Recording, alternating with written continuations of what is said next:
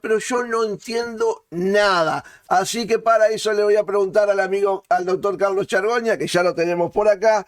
¿Cómo va, Carlos? ¿Cómo andás? Ahí te voy a poner la columna. Ahí está. ¿Cómo dice que le Bueno, va? buen día, Gabriel, buen día a toda la teleaudiencia. Bueno, Usted sabrá desasnarme. Yo que lo sí, miro con el mismo entusiasmo, bajo un poco los decibeles. ¿Cómo es la cosa? A ver, bueno, usted dígame. bueno, vamos a partir de la base que el que está hablando es alguien que le gusta mucho el fútbol, pero aparte un fanático de la selección uruguaya.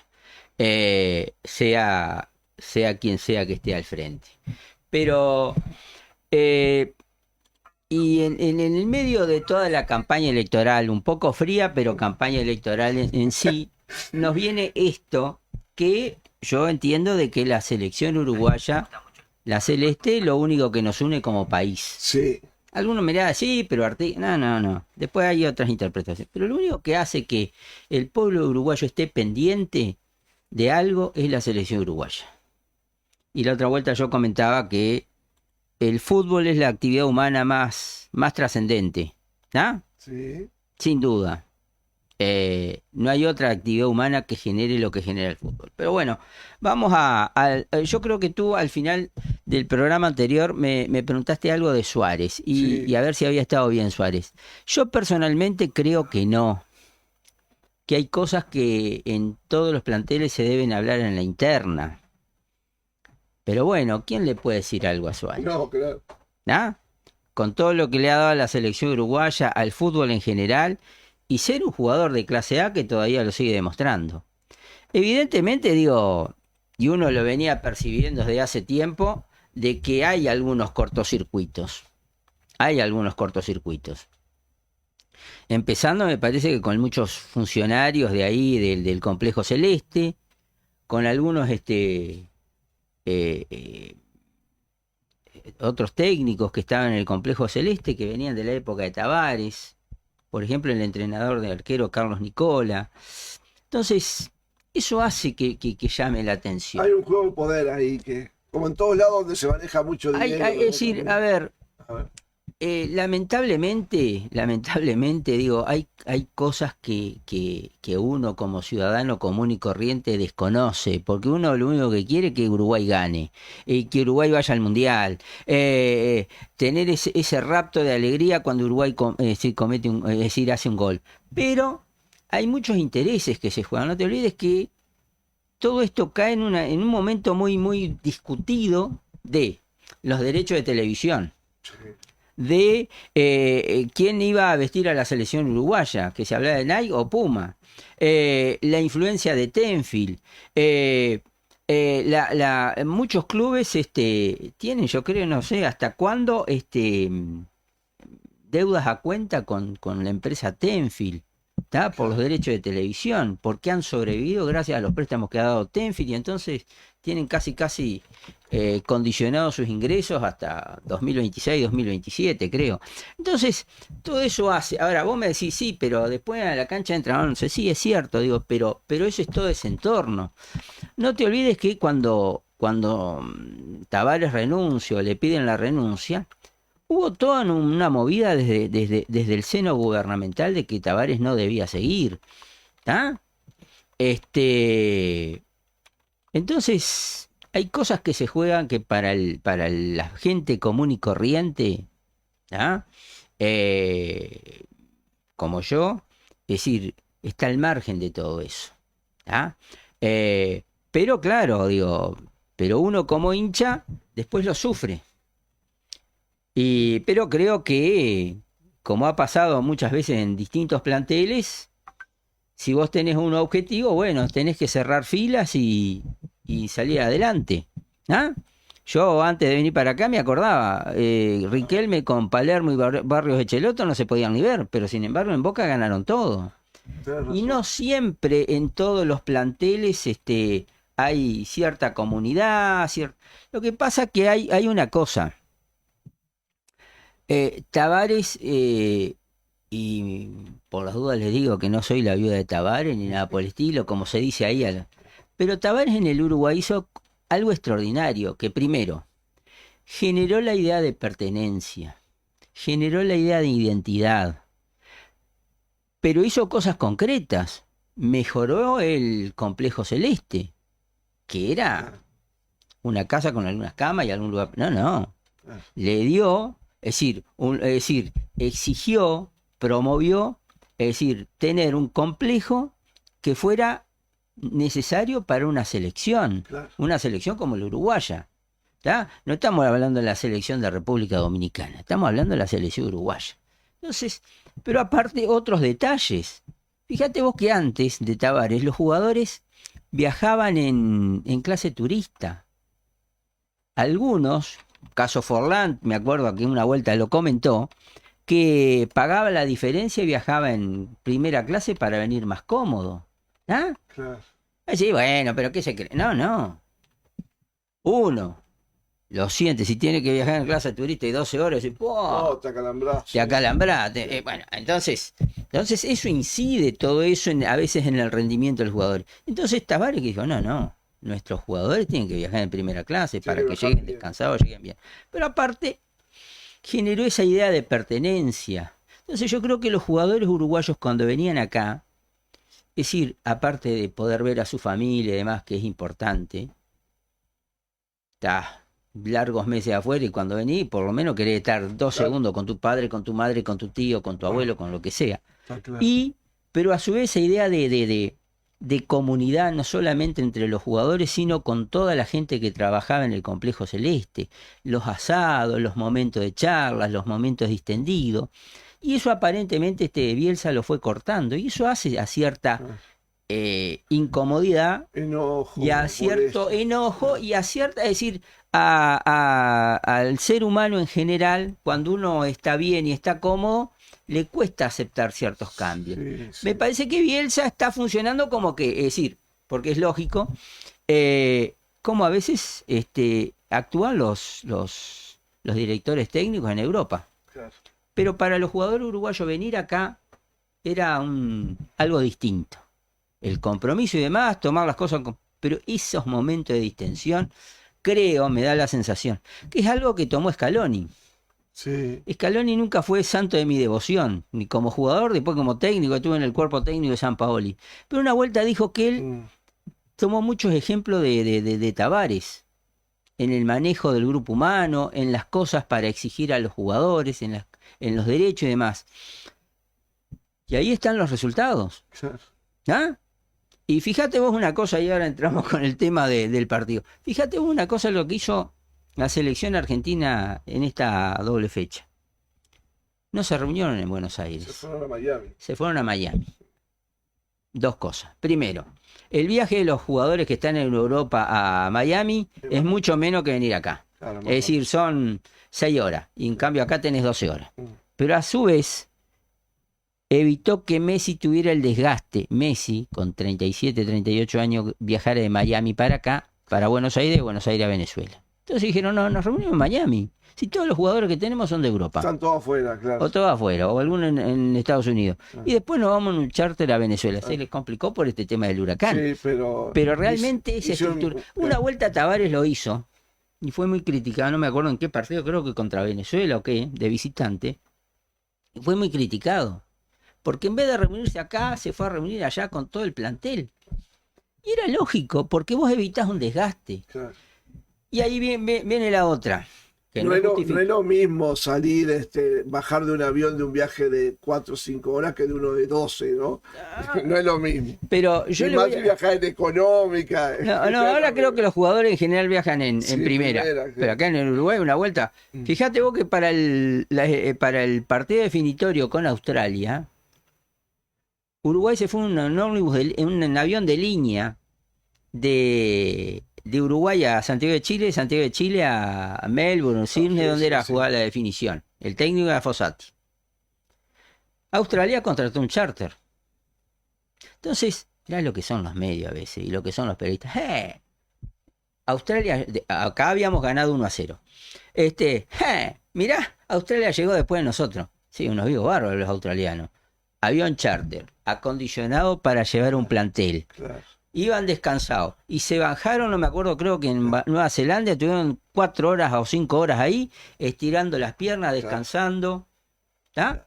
Y después fueron allá. Bueno. Nosotros fuimos en avión de línea, que hay el cuento que creo que unos jugadores durmieron hasta en el pasillo. Claro. Bueno, todo eso Tabaré lo quiso eliminar. Absolutamente. ¿Está? Tanto así que para el Mundial 2014 que tuvimos que ir a jugar la definición con Jordania, creo que Uruguay se reunió en Italia. Claro.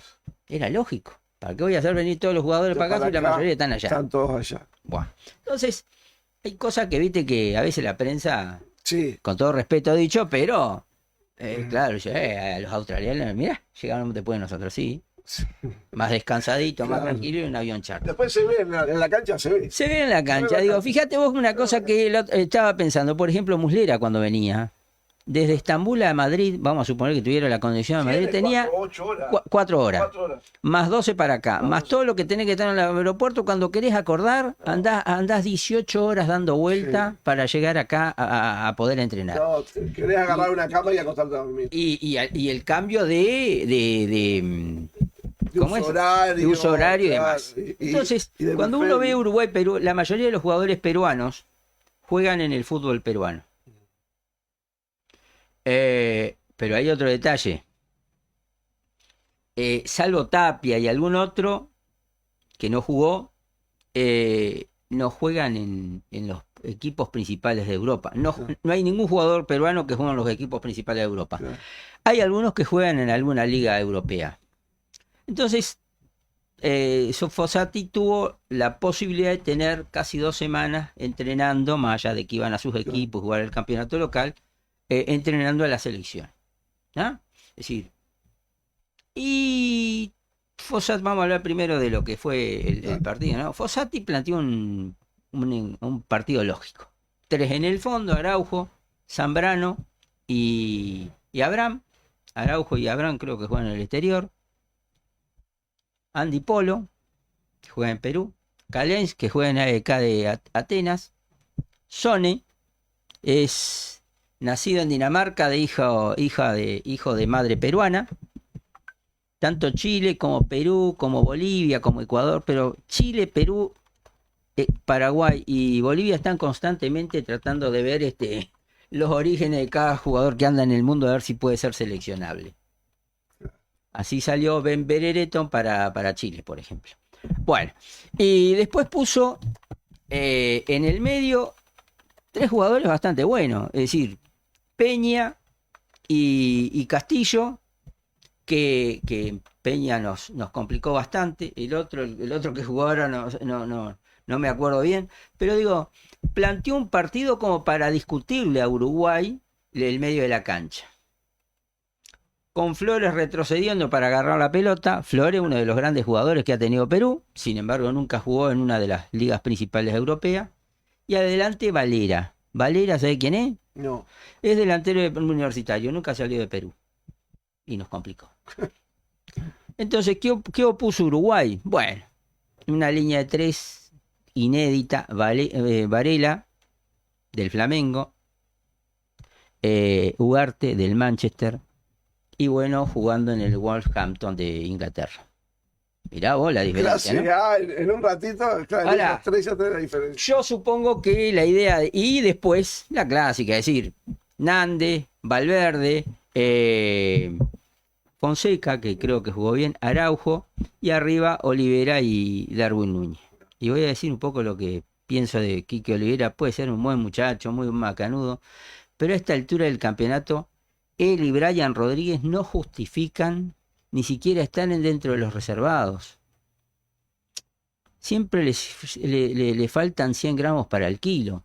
O llega tarde, o no marca, o pierde la pelota, o la entrega mal. No justifica, es decir, y después intentó poner a Pelistri a ver si cambiaba algo. Pero Perú le ganó el mediocampo. Es decir, los peruanos estaban mirando la prensa peruana muy contento con Castillo, que es el 5 de Sporting Cristal, que claro, le ganó mucho mano a Valverde, a Fonseca. Entonces Uruguay nunca tuvo la pelota. Tuvo 15 minutos que fueron interesantes, pero después se fue diluyendo en esa maraña. Tuvo que poner a improvisar a Calens de extremo por la izquierda, porque no estaba López. Entonces, le faltó Advíncula, puso a Andy Polo, que normalmente Andy Polo juega un poco más adelante. Le faltó Wilder Cartagena, que es uno de los jugadores más o menos importantes que está surgiendo en Perú. Y Perú tiene el grave problema que no lo hemos tenido nosotros, que no ha tenido casi renovación. Entonces, frente a eso, era un partido que debía ser ganable. ¿Ah? Obviamente. Es decir, y más que nada por los antecedentes. Pero bueno, yo creo que yo como hincha quedé decepcionado. Creo que fue un mal partido de Uruguay. Rochet, creo que se llovió mal en el gol. Sí, se le escapó la pelota, che. Sí. ¿Qué le pasó? Él dio una explicación que, claro, como que quedó a mitad de camino, que no le dio tiempo para salir, que el Araujo, que es un defensa, cabeceó bien. Es decir, en este periodo hemos perdido algo que era característico de Uruguay, ganar muchos partidos por arriba, ganar muchas pelotas por arriba. ¿Cuántos partidos los hemos ganado por un cabezazo? ¿Cuántos partidos hemos ganado a través de lo hemos abierto con un gol de cabeza, luego de un centro, luego una pelota ahí que se disputó y me entró Godínez, me entró Lugano, me entró Jiménez, me entró Araujo ahora últimamente y metió el gol? ¿Está? Y lo que teníamos en la defensa, que justamente, salvo Bueno, pero con Varela y Ugarte teníamos deficiencias en el juego aéreo, claro, por una cuestión de estatura. Entonces, esas cosas hacen que uno diga, bueno, sí, está todo divino, pero uno no puede negar cómo Uruguay le ganó a Argentina, cómo le ganó a Brasil, cómo le ganó también a Bolivia acá. Entonces uno tiene la esperanza. Lo que pasa es que hay un tema. Los extremos no están ganando el 1 contra 1. Un problema que tuvimos en la última época de Tavares. No ganamos el 1 contra 1. Cuando vos... esto lo digo porque leo mucho, ¿no? Y porque miro mucho fútbol. ¿Qué significa eso? Y vos tenés extremos, Pelistri y Araujo. Sí. ¿Ah? Araujo que está haciendo sus primeras armas en el Sporting de Lisboa. Luego de venir del Toluca. Si vos no ganás ahí, te empiezan a apretar ahí, claro, difícilmente la pelota llega a Darwin Núñez. ¿Ah? Difícilmente los volantes, en el caso de esta vuelta fue de Arrascaeta y Valverde, que estaban un poco más liberados, Fonseca estaba un poco más atrasado, pudieran llegar con cierta libertad o hacer el 2 contra 1. Entonces, los otros días, ninguno de los dos, más allá de algunas jugadas que intentaron hacer. Una jugada de Pelistri, sí, que estuvo complicada para Perú, pero en general nos está costando ganar el 1 contra 1. ¿Ah? ¿Y Perú qué hizo? Bueno, te puso a Calencia y a Andy Polo. ¿Para frenar qué?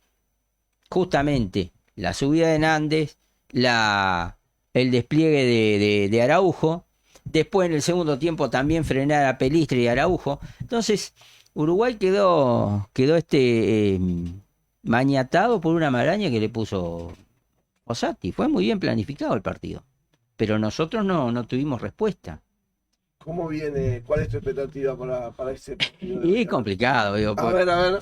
Ecuador es más difícil, ¿eh? Ecuador es más difícil. Ecuador es más difícil. Pero mira, porque la gente dice, Ecuador. No, pará. Ecuador, ¿sabe dónde tiene problema? En el arco. ¿Por qué tiene problema en el arco? Porque el arquero titular es Alexander Domínguez. Y hay que acordarse que Alexander Domínguez, creo que fue el año pasado o el otro, jugó en Cerro Largo. Claro. Sacá la cuenta. Nosotros tenemos a Rochet que juega en el Internacional. Claro. ¿Ah? Galese juega en Estados Unidos, por ejemplo.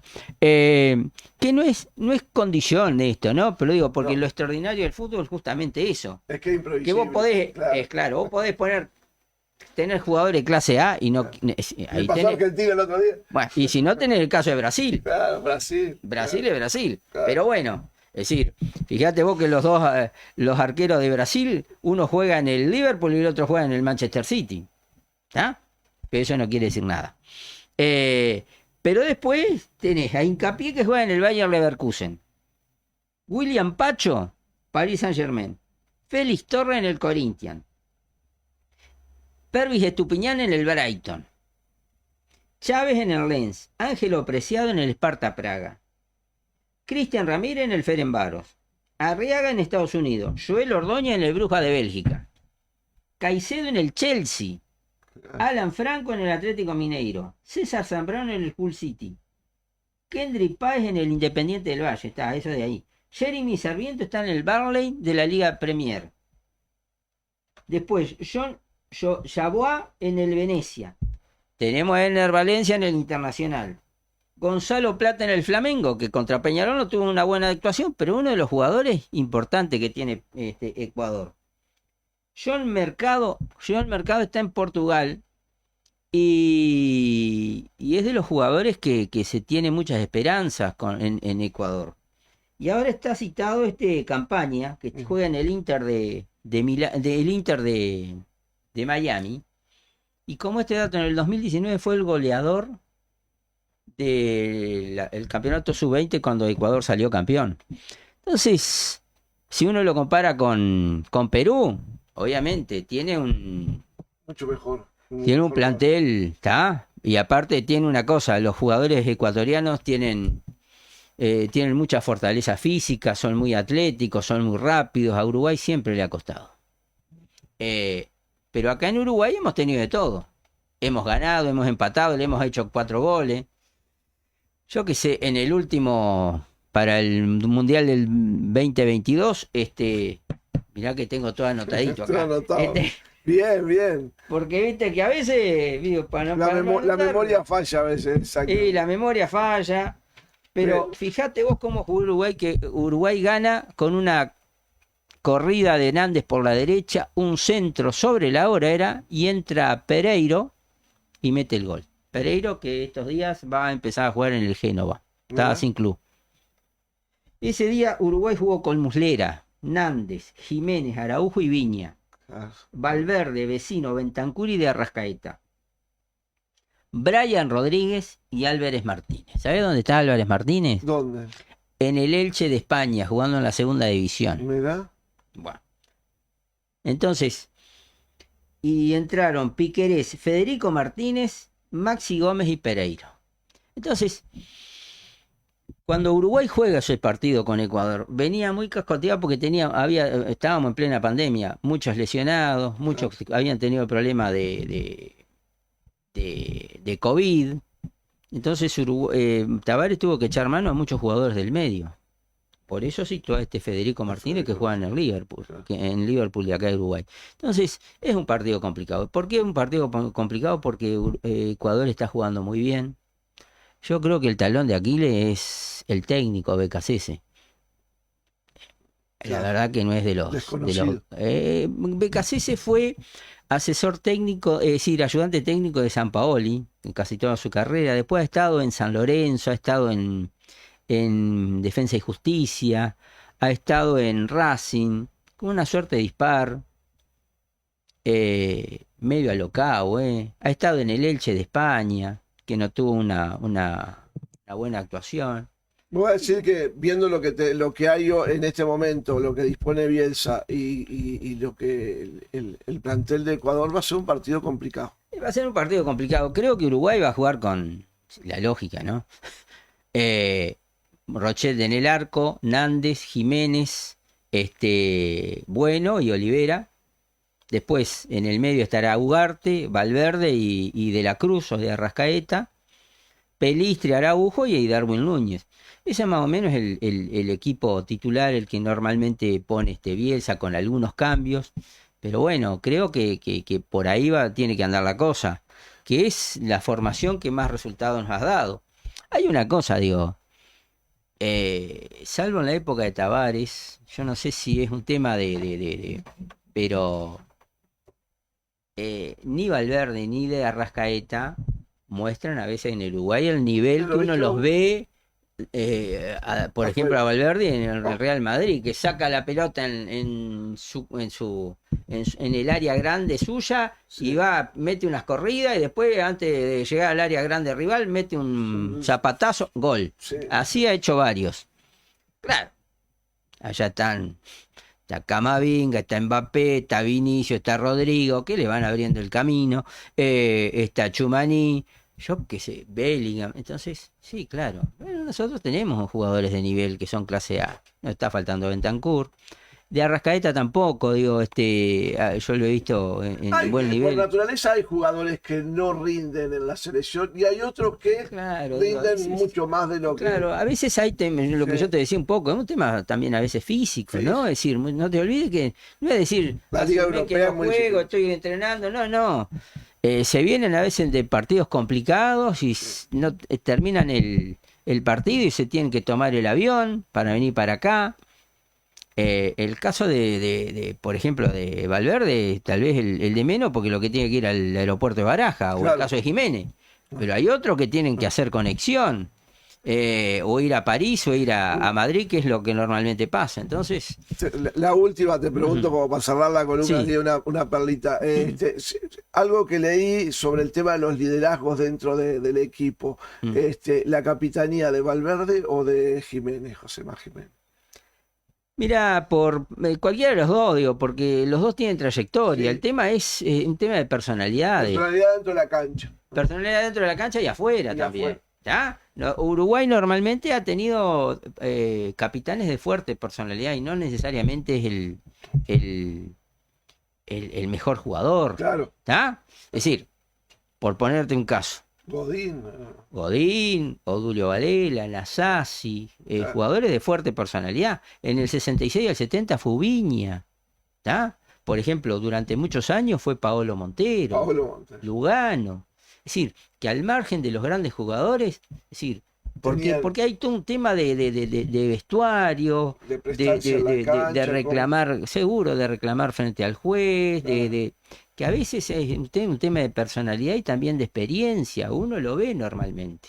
Ahora que, por ejemplo, te voy a poner un ejemplo, ¿qué hizo Boca? ¿O qué está haciendo Boca? ¿Quién va a ser el campeón de Boca? Cavani. Porque es un clase A, porque es un jugador que tiene vasta experiencia, que ha estado en los principales equipos de Europa y ha jugado en las selecciones, ha jugado mundiales. Entonces, es lógico que con la edad que tiene, siendo jugador de clase A, un tipo centrado aparte. Casi. Porque el otro capitán que tenía Boca era Rojo. Sí. Un Lo echaban 2x3. un arrancó verde. Claro. ¿Tá? ¿Me entendés? Digo, entonces vos tenés que tener una serie de cosas que hacen saber mejorar la cosa. Ahora, para lo último que, Sí, dale. que te digo, ¿no? Es decir, pues déjame Dale. No, dos Te- cositas te que... está mirando el próximo columnista, mirá, Así, ¿quién es el próximo Rivero, que columnista? Vamos a hacer un análisis electoral ahora después. Así bueno. así que tenés para entretenerte. ¿Quién es el próximo me dice que le gusta mucho que haces unos análisis muy interesantes, me acaba de poner. Ah, Sí. bueno, pero fíjate vos una cosa que, más allá, todo el mundo sabe cómo quedaron las posiciones, pero Colombia probablemente le gane a Chile. Colombia, luego de Argentina, es el mejor equipo que hay acá Sí. en Sudamérica. Y eso- Paraguay y Venezuela, yo creo que es un resultado abierto. De acuerdo a las declaraciones de Alfaro, él está con el firme planteamiento de decir, bueno, hay que mantener el cero. Si podemos ganar, mejor. Pero hay que mantener el cero porque empatando llegamos a la clasificación, es lo que dice Alfaro. Uruguay y Ecuador, ya lo analizamos. Argentina y Bolivia, creo que más allá de que los periodistas bolivianos casi te hablan de que tienen la naranja mecánica, no, querido. Bajá el llano y vamos a ver Y cómo es la vamos a historia. ver, claro. Capaz que le hace un buen partido a Sí. Capaz que sí, Argentina, pero es a pero puro creo que Argentina entusiasmo. le va a ganar. Es a puro entusiasmo, no a fútbol. Y sí, y Brasil y Perú, creo que Brasil lo va a pasar por arriba a Perú, capaz que me equivoque. Vuelven muchos jugadores en Perú, Claro. pero de todas maneras, creo que Uruguay por ahora no Conserva el tercer puesto. ¿Sí? conserva el tercer puesto o puesto de clasificación, pero no se olviden que para los próximos partidos tenemos que jugar con Colombia de local, partido complicado, y Brasil de visitante. Y Brasil de visitante. Entonces, este partido es importante ganar por la autoestima y demás. Ahora, ¿sabes qué? El otro día estaba escuchando la radio en la red. ¿Sabés quién está partiendo al medio toda la clasificación? Bolivia. Porque Bolivia no estaba en los planes de nadie. Claro. Y Bolivia dijeron, bueno, nos vamos a jugar en el alto, a 4.000 metros de altura, y a ver quién puede respirar ahí. Y entonces ha sacado puntos Claro. que en otras circunstancias es impensable. Y ya Bolivia está calculando que quedan 27 puntos. Si yo saco, y creo que le quedan 4 partidos local, ganando los 4 partidos local, Claro. están adentro. Claro. Y Bolivia al principio de las eliminatorias decía, nada, Bolivia No vale nada. nada. Y bueno, ahí tenés, y terminó ganándole a Chile, un Chile que no levanta cabeza. ¿Está? ¿Por qué? Porque no ha tenido renovación. ¿Ah? Entonces, para mí fue un problema grave entre Vidal y todos la generación dorada con Gareca. Entonces, bueno. Espectacular. Bueno, como siempre, viste uno, gracias Gabriel por permitirme despuntar un hobby, un vicio. No te voy a pedir pronóstico del resultado del partido, pero sí el martes que viene vamos a comentar. No, yo espero que Uruguay gane. Digo, yo creo que va a poner un equipo más lógico y con eso yo creo que puede tener otras expectativas. Pero ya te digo, pero hay jugadores que tienen que levantar, obviamente. Sí. Pelistri, Sí. que está jugando en el Panathinaikos de Grecia, que el técnico es Diego Alonso, obviamente tiene que levantar. Araujo, tengo la esperanza que también. Es una incógnita si va a jugar de Arrascaeta o de la Cruz. De la Cruz lo que tiene es que te da mucho balance. Claro. En River era un jugador fundamental en la época de Gallardo. Daba el balance. Marcaba, llevaba la pelota, daba buenos pases, metía algún gol. Y bueno, vamos a ver, ¿no? Y creo que necesitamos fortaleza en la defensa. Casi todos los triunfos uruguayos en la historia y sobre todo, Tavares, ¿sabes lo que decía? Que la palabra clave en el fútbol, ¿sabes cuál es? En la vida también, el equilibrio. ¿Ah? Si vos no tenés equilibrio, chao. Así que bueno, muchísimas gracias. Hasta cualquier momento, gracias Gabriel por esta oportunidad que me das. Y bueno, nos vemos el martes. Después yo siempre digo que el fútbol es lo más importante dentro de las cosas menos importantes y sobre todo para los uruguayos.